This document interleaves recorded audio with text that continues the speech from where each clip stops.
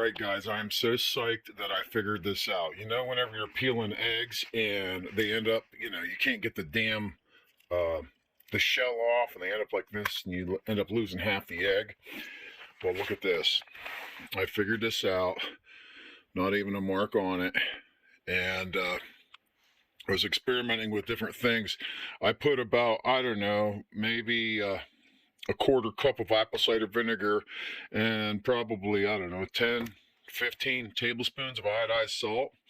And I boiled the eggs in a pot. I have the eggs here. We have our own chickens.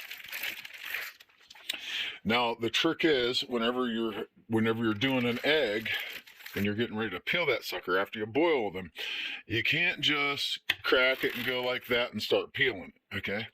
You got to keep rolling that sucker on the table until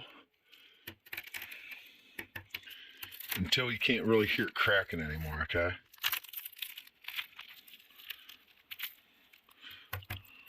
Just make sure it's all busted up. Now the next thing that you want to do, you can see this, peeling it, is very gently just start a little thing inside there.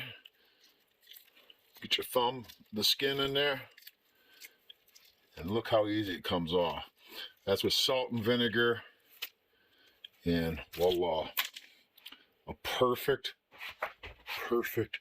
egg with no shell on it, and you're not losing a bunch of it like this.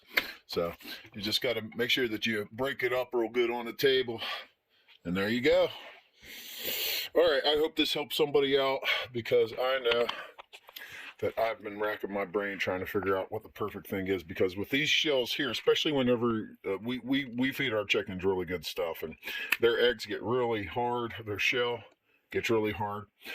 In order to break it down, just a little bit of salt and vinegar, and boil them in there, and then crunch them up real good, and they'll peel off just fine for you.